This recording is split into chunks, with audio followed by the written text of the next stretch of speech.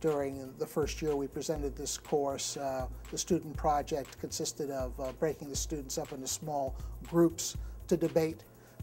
issues like should women who are a major part of the military, should they be allowed to serve in combat on the same basis as men?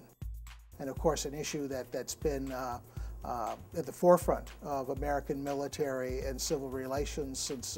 Bill Clinton's presidency, should gays be allowed to serve openly in the military? We often try to get students who feel one way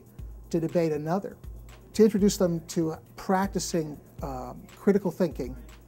without arguing your prejudices. Kind of like a game show, we would ask people, the room,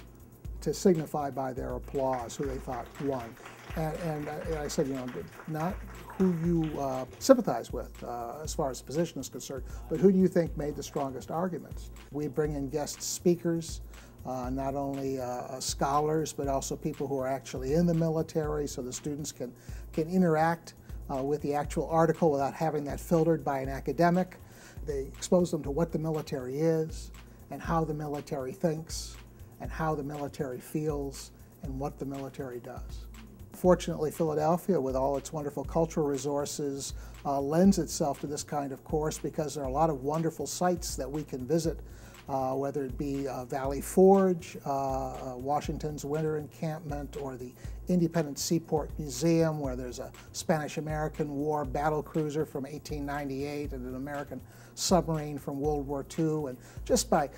putting themselves in the same space that people from the military have been in, the students learn something about the organism that we're studying. For me, I think success in this class is just giving the students, I think, a heightened sense of empowerment by helping them to understand how an important arm of government operates,